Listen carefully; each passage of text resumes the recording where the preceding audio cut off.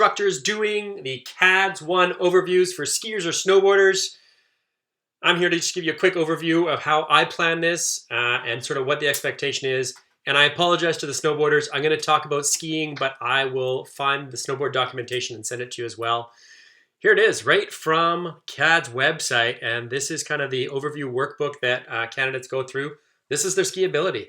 Not super tricky. Basically, candidate must demonstrate their knowledge and ability for the gliding experience and technical reference, must demonstrate their ability to use the skills in the correct sequence. Candidates may demonstrate a lack of flow, so it doesn't need to be perfect. Candidate may demonstrate an inability to control speed on groomed intermediate, but we absolutely want to see it on beginner runs. So if we're doing this at grouse, people should be able to ski and snowboard the cut without a whole lot of challenge. And then, the candidates might even still have some jerky movements and might not be super smooth. We don't need people to be wickedly competent skiers. They just need to be safe and be able to get down the cut safely, knowing that most of our lessons happen in the learning area or even less than that sometimes. I'm going to show you my playbook just so you get a sense. I'm a little bit geeky. I actually lay out what my training is always going to look like. So at the top, I've got my personal goals really quickly to be safe, watch for fatigue levels, and give breaks at the midpoint, so I'm not just skiing people hard for the whole time. I know I'm comfortable doing that, but a lot of these people probably haven't been on the mountain much this year. Have fun, build relationships, always super important for us. And then never talk for more than 2 minutes. I don't know about you, but it's easy for me to start talking about skiing and snowboarding. I'm super passionate about it. Keep it tight and tiny. Keep yourself 2 minutes and get moving.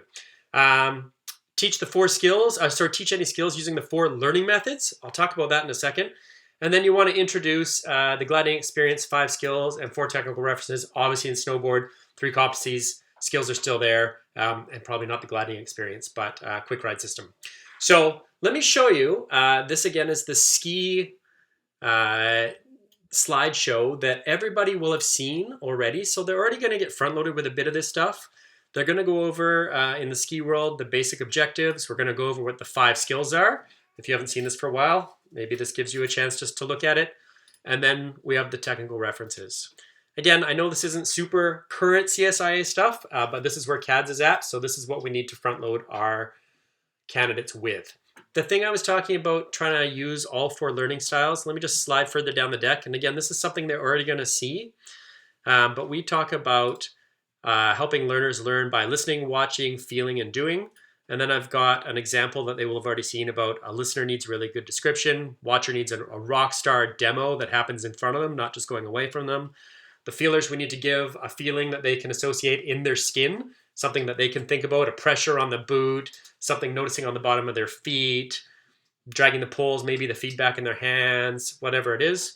And then the doers, we got to let them do stuff. So I keep trying to model this my entire session, so that when we get to the evaluation, this is something I can challenge all of our candidates to do as well. Just going back to other things that are in my playbook for the night. I always start with a run. I just go for a run down the cut usually and get people warm and make sure that everybody's comfortable doing that. Obviously a lot of conversation before we even move. Do a little bit of AOT if you're from the CADS world, or a learning contract if you're from the CSI world. Just checking in with people, make sure that people feel comfortable doing that, their gear's ready to go, psychologically, physically ready to go, and then we hit it. After that, after a good warm-up run, then I get right to it. I want to get into that basic progression, go through the mobility, how to do a good straight line, what a single turn looks like, and how to get people linking turns. Keeping it super simple, and again, keep encouraging this 4 learning styles so that it can hit all the different learners. Then I really want to get into the wedge. I want to make sure that people know the difference between just weighting a ski and kind of getting a bad reverse lead change, or really turning their legs or pivoting from the hip socket and getting a really great wedge. So I spend probably, 15, 20 minutes in there. Then it's time just to go ski. Once we've got this stuff basic done, we've already knocked off most of the stuff for the night. Now let's just go ski. Let's make these people a little bit better skiers.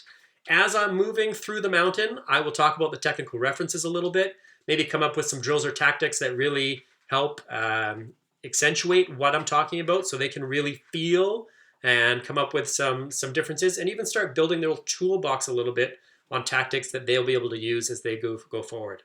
And yeah, so I'll just go through probably, 2 or 3 of the technical references, just depending on how much time we have. But really, this is go ski, have fun, help them improve, and go from there. Chairlift's also a great time just to use, so I always decide what I'm going to do on the chairlifts before my day gets going. First chairlift ride, let them interview each other and get to know each other a little bit. Second one, have them review the 4 skiing objectives and maybe the 5 skills. Again, this is stuff they're going to be front-loaded with, so they should be able to get into it pretty quick. Have them go over the Alpine Responsibility Code. It's a big one. Everybody needs to know all 10 points. If you don't know, top of the cut, there's a big yellow board with all of them sitting there in case you've forgotten some of them too. Or carry them in your pocket, whip out your phone, whatever you got to. Other things, discuss a drill at the bottom of the chairlift, and then have your group try and figure out what feelings might be associated for the feeler learner, which is often the learning style that gets missed the most. So good to get into a little bit. And then the chairlift game. Have them look for a skier and identify what's going on, and even just thinking about, are they too far back, or they're not turning with their feet, whatever the case is, and just help them start developing their training eye. That's my plan. If anybody has a better one, I would love to see it. Shoot it to me and I can share it with everybody. I thank you for all that you do, and we'll see you up on the mountains. Have a good day.